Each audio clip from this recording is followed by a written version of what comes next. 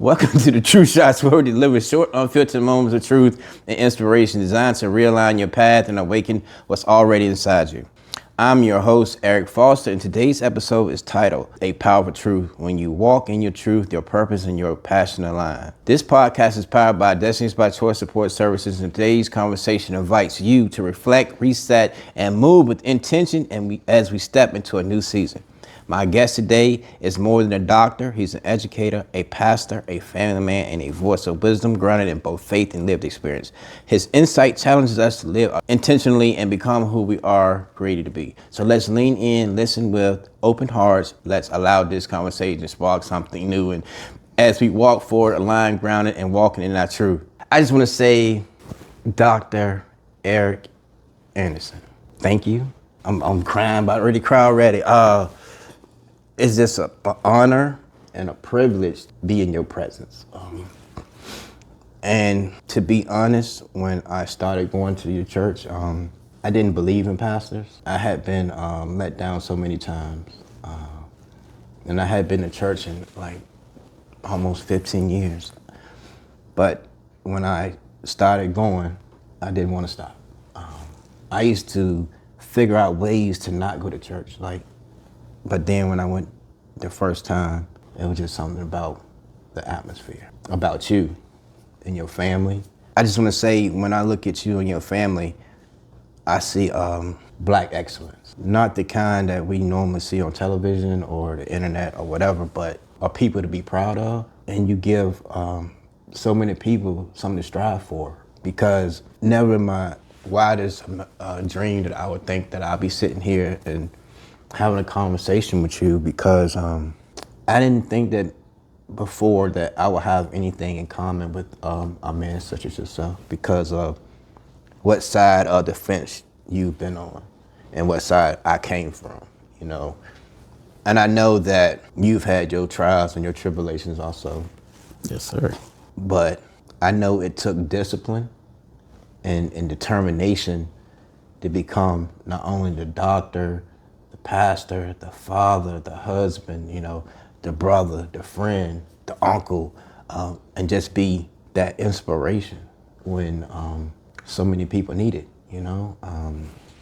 And I say all that to say that you make me proud to be a Black man, because when I look at you and your relationship with your kids, I wish that I could have experienced something like that, you know, because it's a beautiful thing. Man, I'm just so, I don't want to say, it's like I'm just so caught right now, like caught up in between how I feel and what I want to talk about. Because personally, you talked about when I first started, like what you had went through and overcame, and at the time I was going through some stuff and I was overcoming, but I didn't hear you complain. So my question to you, what makes a person or a man like yourself continue to go when the world has closed a lot of doors? Wow. So apparently you want me to start crying already. I'm fighting it. And I appreciate what you've shared, because I like a story that Langston Hughes kind of put out that said, life for me ain't been a crystal stair. And basically that's kind of been my story, that, you know, I haven't had this easy route, but being the son of a woman who was a pastor really shaped me into the man that I am today. So I was raised by this strong woman who really taught me about the words you mentioned, discipline. She toughened me up in ways that I know is, without a shadow of a doubt, why I'm here today. So I like what you said, but you know, I think that the easy part is that I want to be someone people can relate to, because I'm a human. I put on pants just like you. So we do have a lot in common. So the fact that I kind of took this journey doesn't make me anything other than just a man. And so in ministry, as I embarked upon it, you know, I really thought about, I was turned off as well from growing up in an apostolic or Pentecostal background. I was turned off with church. And so a lot of times I didn't see that people really are just people and go through their same battles. So With the things that I've gone through, I think each trial and tribulation that I overcome, it just makes me a little bit stronger. So when you entered into my life, I was going through a really difficult, dark time, probably the darkest time that I could possibly imagine. But what was interesting, I had to stand up in front of a group of people every single Sunday. So I couldn't get into a moment where I was just crying and depressed and couldn't deal with it. I had to kind of stand up and tell people that even though I couldn't see how I was going to get through it, I had to rely totally on God. So with that process that I went through, and it was a pretty intense process, it has definitely equipped me in a way that I know when whatever comes, I can really fall back on. Each time I go through something, I get a little bit stronger. That's the song that we all like to sing. I get a little bit wiser even just from having trials and tribulations that I overcome. So I grew up too being told, don't nobody want to hear you complain. Mm-hmm. And I think that's a fact for all of us, is that, you know, we have to constantly shift our brains to think about what's good versus what's bad. And some things I have people to do that I talk to is make the list. When you really get into that moment where you're ready to complain, start thinking about all the things that you've been blessed with. Start thinking about those moments that you realized that it was nobody but God that got you through it. And I think sometimes it does shift kind of the way you look at things. The world we live in, it is easy to find what's wrong with it. It is easy to get the list of here's all my complaints, here's all the things that's going wrong. But I've chosen to live my life, and I really practice it every single day. Every day I think, what can I dwell on that's positive? So when I have a bill that's due, when I have something that breaks in my house, that's a part of the process. But I gotta shift my thoughts to make sure that I realize that I'm still blessed. I'm still able to walk. I still have activity of my limbs. And I think having a spirit of gratitude can sometimes really decrease the level of complaining that we have. Wow. Back to the thing in common. My mom, she was as an ordained minister. See, we got a lot in common. And my sister's a doctor. Look at her. So, and you know, at first I didn't think about how important it was to have them two letters in front of your name. And when somebody get those letters, I think it's very important to address them as such, you know, because it takes a lot to get there. You know, I never thought about life to the point where, until recently, that tomorrow matters. You know, I always thought like whatever happens, happens, and I deal with it then. But going to church and listening to the word and getting closer to the word, Bible study is making me have a second thought about what I thought life was versus what I believe life it truly is. And it comes to the point where I try to, how do you separate being an educator and being a pastor? Wow. So I think the answer to that question for me is I don't separate them. Now, as an educator, you know, my task is to educate people. And that is my training, that I went to college for many years to learn the art of teaching and learn the skill of educating. But what's beautiful about God, he will align your life where you don't even realize what he's doing. But that educator is what helps me be that pastor or that minister. Because I have gained those skills on how to get a message across and hopefully teach somebody something. So from 9 to 5, I am dealing with beautiful young people every single day. And I don't tote a Bible, but my life should speak volumes about who I believe in and what I believe in without having to ever mention anything that would be against kind of what we're supposed to do in the school system.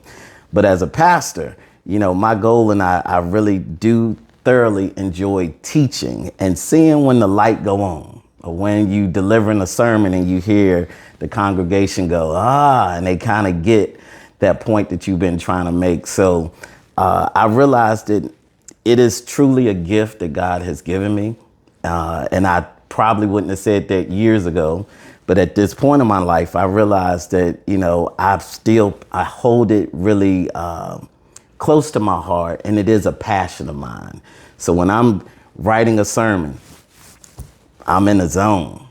But also when I'm educating little young people, you can see me at a really high place as well. So I'm really thankful that God has aligned my life where everything connects, kind of like Legos. So when I was in my 20s pursuing a teaching career, I never thought that it would lead to where I am today. So to me, that tapestry that God creates for our lives is extremely important, that we have to realize everything is working together, that he's aligning things that you don't even know what you're experiencing today is going to actually prepare you for tomorrow. So I'm thankful that, I have these gifts that God has given me, and I'm blessed to be able to still use them. So nothing gets me, again, more excited than I enjoy going to work every day, but I also like that shift where I can preach God's word as well. Okay, so what is Eric, the man, passionate about? So I think, and I used to say this all the time, I hope to say I'm a good husband. My wife might disagree, but I want my tombstone to read, they couldn't have asked for a better father. And people kind of look at me, and people might disagree with what I've just stated. But for me, I held the role of being a parent extremely important, that I wanted my children to never think, I wish my dad was ... That I wanted my children to know that they had a full-time father. And I think because of the statistics that we're surrounded, especially for Black men that are absent in the homes, and being an educator, kind of dealing with students that came to school, and I served as a role model or parental figure to them, I wanted to ensure that my kids had the best that they could when it comes down to a father. So that's kind of when you say, what are the things that I'm real important, and that falls right up there for me. But I think the other person or the other things about me that I would like to hope that I'm remembered for when it's all said and done is that I'm a giver. I enjoy the art of giving. Now, I've pondered all the time because I also like to receive, but I enjoy giving of myself. That if you see me, it's hard, that if it's something going on and it's work that needs to be done, typically I'm never the one sitting. And so even in a traditional church structure, I've kind of battled because I like being in the kitchen when it's a formal dinner. I'm the one that likes serving. So that's kind of who I am. And I did a lot of research, and, sometimes when you get degrees and you get status, you kind of think that you're supposed to be something bigger than what I think a person should be. But when you really peel back and you think about the life of Jesus, he was a servant. And I think understanding servant leadership and having a deep rooted connection to servant leadership is kind of who I am. I enjoy serving people, whether it's on my job, working with elementary kids, whether it's in the church, or even now with this catering business that I have. It all connects that I enjoy serving. What's the name of your business? So I have a catering company called Mother to Son. And the name is derived from me standing up as a little kid watching my mother cook Southern meals. And during that time, we really talked. So it wasn't just I watched, but she raised me to be this man that I am. And I think it connects back to your question, that she instilled into me a lot of life lessons. Didn't realize it at the time, but it was the lessons that I think I still hear today when I am cooking. So it's this interesting connection that she left me a lot of recipes. And again, I never thought that I would have ended up starting a catering company, but it was part of the plan that God had for my life. So as a little boy, I'm thinking I'm gonna be an educator. I'm gonna end up, and again, each step, it seems like God has just been right there with me to orchestrate it all. All right. I'm a mama's boy, right? That's another thing we have in common. So my mom, she's 82, right? She mean the world to me. One word to describe your mom. That's powerful. And the word I think I would use is powerful. She pastored a church here for many years in Salem, Virginia. But as a kid, she evangelized. We traveled all across the United States. And so it was a time where I witnessed how some people received a black woman in leadership, and it was difficult. And so to see her kind of go through and at a pastor of a church, she had our church paid for. She was a very business-minded individual. And so a lot of her skills in leadership, even though she never attended college, that's where I gained, I think, most of my information, because she was a true leader. I look back on my life and I laugh when she would attend conventions for church. I had to sit in meetings with her, and other dignitaries would say, a kid shouldn't be in this particular meeting. And she would look at them and say, if I'm in this meeting, my son is in this meeting. So at 8, 9 years old, I sat in these boring meetings, never thinking about she was training me because she could see where I was headed at a time that I couldn't. So she was a powerful individual. I mean, just her whole life was a true inspiration to others. She battled a lot, but I was blessed that she lived in my home for the last 14 years of her life. So we had a lot of moments that no one would ever know, but she was instilling into me kind of the things that I need to make it today. So I love that I still get to play those tapes in my head and those moments of encouragement, that even though she's not here, that power that she left, it still exists. She's still, and people still walk up to me telling me how much they miss her presence in their lives. So I'm truly thankful that I was blessed to have such a powerful mother, and I'm proud to say I'm another mama's boy. Well, the next question is, for me, what colleges did you go to? So my first college where I really had a lot of fun, I wasn't living holy, and that was Virginia Tech. So I went to Virginia Tech in the early 90s, and it was a time for me that really developed me into a man. I can say I went as a boy and I pledged to fraternity. And Which fraternity? I'm in Omega Psi Phi. Oh. That would be me. My god brother, he pledged. He went to Virginia State. So it was life-changing for me. It really opened my eyes. Again, it was a matter, I end up becoming a bossless, which is the president. And so it was still leadership that was preparing me for my future, and I didn't realize it at the time. But Tech, I partied a lot, and I was just glad to graduate. So I graduated with a psychology degree. I had no idea what I was going to do with it, and I really didn't care. I just graduated from college. And so my first job, I was a mental health counselor for young people. And I thought, can't make a living doing this. It wasn't a lot of money. So then I went into retail management. A lot of people don't know that, but I managed grocery stores. They sent me to North Carolina, and I lived there for a couple years. Then I said, I don't want to be a grocery store. You know, I want to come back home because I was a mama's boy. So I came back to Roanoke, and when I came back, I ended up managing jewelry stores. I did that for 5 years, and that was what I thought my future was going to be. I was happy as you wanted to find a person, managing jewelry stores. I enjoyed it. I enjoyed the work. But God had a plan. So what I didn't realize is I ended up accepting a job managing 3 different malls.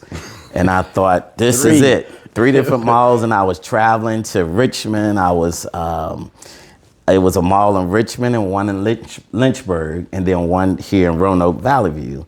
And I really enjoyed the job. Well, the company closed in 6 months. So that left me without employment. And so my wife at the time was a teacher, and she said, you need to teach. I said, nope, they don't make enough money. You need to teach. No, I will not do it. You need to teach. God knew I needed to teach. And so it took me about 6 months before I ended up surrendering. And that's the word I'll use. I surrendered, and I became a school teacher. That wraps up today's Truth Shot segment. Alignment doesn't come from chasing purpose or forcing passion. It comes from walking your truth. When you live honestly, when your actions match your values, and when you stop shrinking or performing for acceptance, clarity begins to follow. Purpose becomes clearer, passion becomes more intentional, and who you are becoming starts to reflect who you were created to be. Walking in your truth requires courage, it requires reflection, and sometimes it requires unlearning what no longer serves you. But the reward is alignment mentally, spiritually, and emotionally. If this truth shot spoke to you, take time this week to check in with yourself. Ask where you may be out of alignment and what truth you have been avoiding. Growth begins with awareness. As always, your destiny is by choice, not by chance. Until next time, keep walking in your truth. Peace.